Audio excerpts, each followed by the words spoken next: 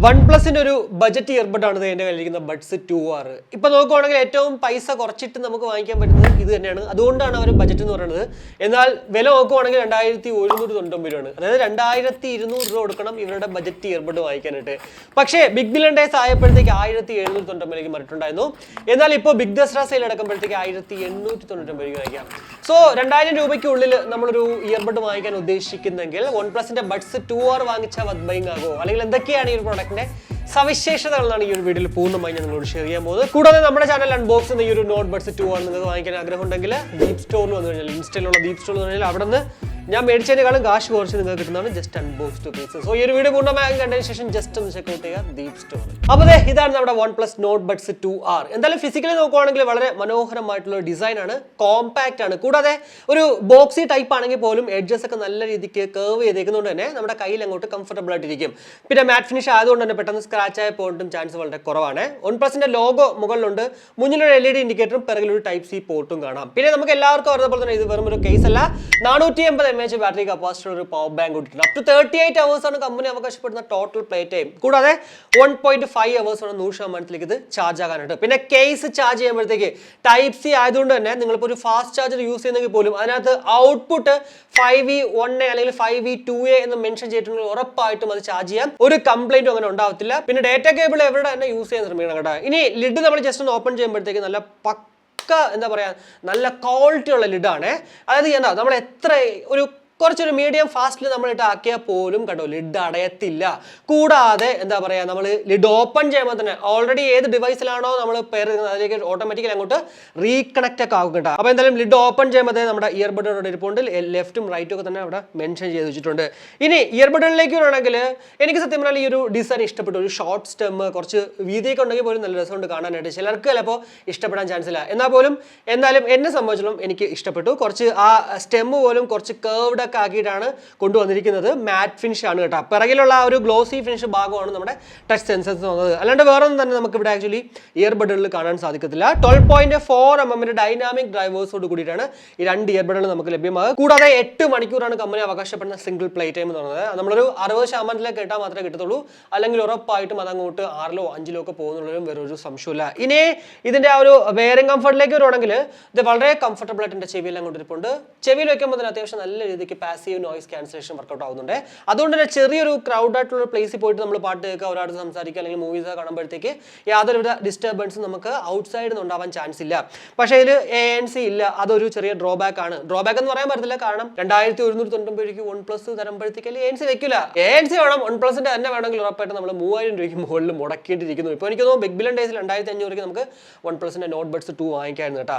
എന്തായാലും wearing comfort overall എന്തായാലും perfect ആണ്. പിന്നെ എന്നെ സംബന്ധിച്ചുള്ള എനിക്ക് ഫീൽ ചെയ്തത് കിടന്ന് പാട്ട് കേട്ടോണ്ട സമയത്ത് ഒരു 3 മണിക്കൂർ 4 മണിക്കൂർ കഴിഞ്ഞപ്പോഴത്തേക്ക് ചെറിയൊരു പെയിൻ എനിക്ക് അനുഭവപ്പെട്ടു. അത് നിൽക്കുന്ന സമയത്തില്ല, എന്നാൽ കിടക്കുന്ന സമയത്ത്. അതുകൊണ്ട് എന്താണെന്ന് എനിക്കറിയത്തില്ല. മേ ബി ആ ഒരു നമ്മൾ കിടക്കുന്ന സമയത്ത് ഇങ്ങനെ പുഷൊക്കെ ചെയ്യത്തില്ല, അതുകൊണ്ടായിരിക്കാം.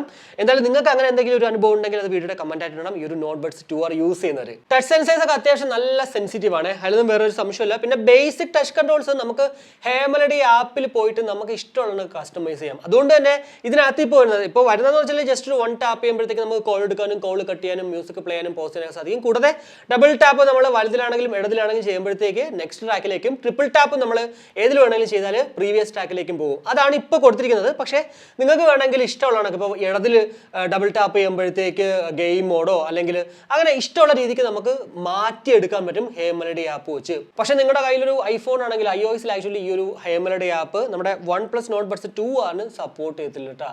സോ എന്താ പറയുക, നമുക്ക് ഇതുപോലെ കസ്റ്റമൈസ് ചെയ്യാൻ സാധിക്കത്തില്ല. അതേപോലെ തന്നെ നമുക്ക് ഗെയിം മോഡ് ഒന്നും മാറ്റാൻ പറ്റത്തില്ല. മേ ബി ഗെയിം മോഡ് ചിലപ്പോൾ ഈ iOSൽ പ്ലേ ചെയ്യുമ്പോഴത്തേക്ക് ഓട്ടോമാറ്റിക്കലി സ്വിച്ച് ഓവർ ആവുമായിരിക്കാം, അതെനിക്ക് ഉറപ്പില്ല. കാരണം SBC കോഡൊക്കെ ഉണ്ടല്ലോ, ഇത് നമുക്ക് സ്വിച്ച് ഓവർ ചെയ്യേണ്ട ആവശ്യമില്ല. ഐഫോണിൽ ഓട്ടോമാറ്റിക്കലി അങ്ങോട്ട് സ്വിച്ച് ഓവർ ആണ്. അപ്പോൾ അതുപോലെ മേ ബി ഗെയിം മോഡും ആവുമെങ്കിൽ കൊള്ളാം. അതുകൊണ്ട് തന്നെ ഐഫോൺ യൂസേഴ്സ് ഇത് വാങ്ങിച്ചു കഴിഞ്ഞാൽ നിങ്ങൾക്ക് എന്താ പറയുക, നോർമലി എല്ലാ ഇയർബഡുകളും യൂസ് ചെയ്യാം. പക്ഷേ ഇവരുടെ ആ ഒരു പ്രിവിലേജസ് ഉണ്ടല്ലോ, അത് 3EQ മോഡ്സ്, ഗെയിം മോഡ് അല്ലെങ്കിൽ മറ്റുള്ള കാര്യങ്ങളൊന്നും തന്നെ നമുക്ക് ചേഞ്ച് ചെയ്യാൻ സാധിക്കത്തില്ല. ഇപ്പോൾ നമ്മൾ കേട്ടുകൊണ്ടിരിക്കുന്നത് OnePlus നോട്ട് ബഡ്സ് 2Rൽ നിന്നും ലഭ്യമാകുന്ന ഒരു മൈക്ക് ക്വാളിറ്റിയാണ് ഔട്ട്ഡോറിൽ. ഇതിന് ഡ്യുവൽ മൈക്ക് വിത്ത് AI ക്ലിയർ കോൾ നൽകുന്നുണ്ട്. അതായത് ഓരോ ഇയർബഡുകളിലും ഒറ്റ മൈക്ക് കാണാൻ പറ്റുള്ളൂ. എന്നാൽ പോലും ഒരു കോളിംഗ് പർപ്പസിന് വേണ്ടി നമ്മളിത് വാങ്ങിച്ചാൽ വർത്ത് ബൈങ് ആകുമോ? എന്താണ് നിങ്ങൾക്ക് തോന്നുന്നത്? വീഡിയോയുടെ കമന്റ് ആയിട്ട് രേഖപ്പെടുത്തുക.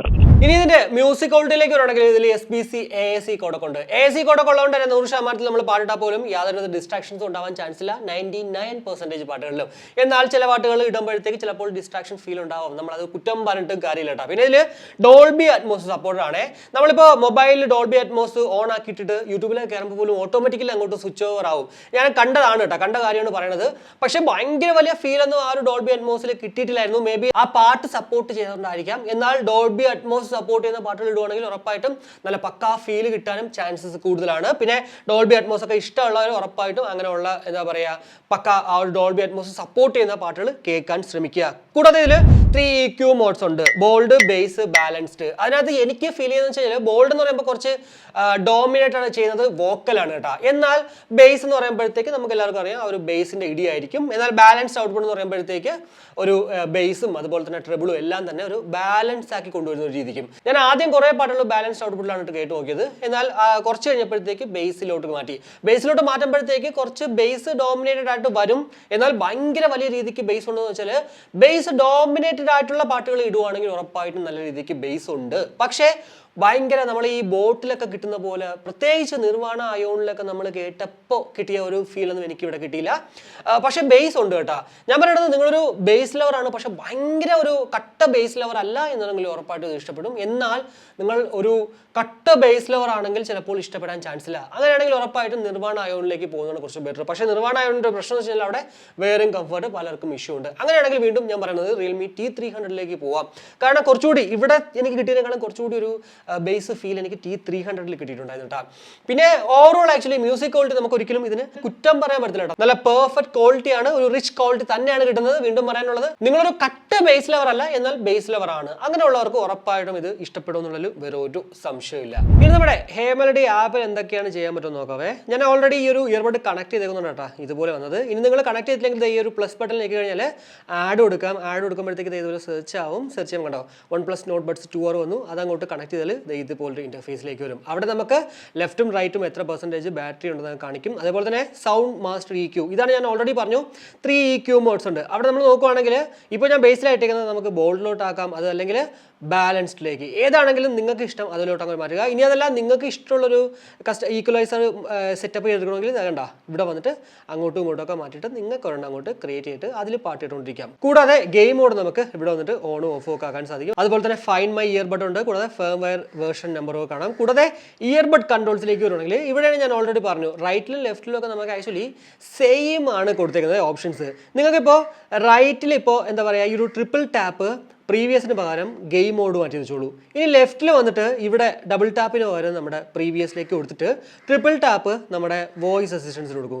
അപ്പോൾ കണ്ട എല്ലാ ഓപ്ഷൻസും നമ്മുടെ ടച്ചിലേക്ക് വന്നിട്ടുണ്ട്. സോ ഇനി നമുക്ക് കുറച്ചുകൂടി ഈസി ആയിരിക്കും. ആപ്പിൽ കയറേണ്ട ആവശ്യമില്ല നമ്മുടെ ഗെയിം മോഡ് അല്ലെങ്കിൽ വോയിസ് അസിസ്റ്റൻസ് അങ്ങോട്ട് ഓൺ ആക്കാനായിട്ട്. കൂടാതെ മൂന്നാമത്തെ ടാബ് എന്ന് പറയുമ്പോഴത്തേക്ക് എബൌട്ടിൽ വന്നു കഴിഞ്ഞാൽ ഇവിടെ കുറേ കാര്യങ്ങൾ ഇതുപോലുള്ള ആപ്പ് വേർഷൻസും സപ്പോർട്ടഡ് ഡിവൈസും ഓപ്പൺ സോഴ്സ് ലൈസൻസും അങ്ങനെയുള്ള കുറച്ച് കാര്യങ്ങളും കാണാൻ സാധിക്കും. ബ്ലൂടൂത്ത് വേർഷൻ 5.3 അതുപോലെ തന്നെ ബ്ലൂടൂത്ത് റേഞ്ച് എന്ന് പറയുന്നത് 10 മീറ്ററാണ്. കൂടാതെ IP55 ഒരു വാട്ടർ ആൻഡ് ഡസ്റ്റ് പ്രൊട്ടക്ഷൻ ഉള്ളത് തന്നെ അത്യാവശ്യം ഡ്രസ്സിലെങ്കിലും അല്ലെങ്കിൽ വർക്കൗട്ട് ഒക്കെ ചെയ്യുമ്പോൾ നമ്മൾ ഇത് ഉപയോഗിക്കണമെങ്കിലും ഒരു കുഴപ്പം ഉണ്ടാകത്തില്ല. IP55 എന്നൊക്കെ പറയുമ്പോഴത്തേക്ക് നമ്മൾ നല്ലൊരു ഹെവി റെയിനിൽ പോലും ഇത് യൂസ് ചെയ്ത് കൊണ്ട് പോകുന്നേ കുഴപ്പമില്ല. പക്ഷേ വാട്ടർ ഡാമേജ് വന്നു കഴിഞ്ഞാലേ ഇതെന്നുള്ളതല്ല ഏതാണെങ്കിലും നമുക്ക് ഒരു വർഷം വാറണ്ടി ഉണ്ടെങ്കിലും വാറണ്ടി ക്ലെയിം ചെയ്ത് കിട്ടത്തില്ല. അപ്പോൾ അതൊക്കെ സൂക്ഷിച്ചിട്ട് വേണം ഇങ്ങനെയുള്ള കാര്യങ്ങളൊക്കെ നമ്മൾ ചെയ്യുമ്പോഴത്തേക്ക്. നോട്ട് ബഡ്സ് 2R വെച്ചിട്ട് നമുക്ക് PUBG പോലുള്ള ഗെയിമുകൾ കളിക്കുമ്പോഴത്തേക്ക് എന്തുമാത്രം ആക്യുറേറ്റ് ആണെന്ന് നോക്കാവേ. അപ്പോൾ ഞാൻ എപ്പോഴും ചെയ്യുന്ന പോലെ തന്നെ സ്പ്രേ ചെയ്തിട്ട് കൈ കൊണ്ട് എടുക്കുമ്പോഴത്തേക്ക് ട്രിഗറിന് കൈ എടുക്കുമ്പോഴത്തേക്ക് എന്തുമാത്രം സസ്റ്റെയിൻ ചെയ്യുന്നത് മാത്രം നോക്കിയത് സൗണ്ട്.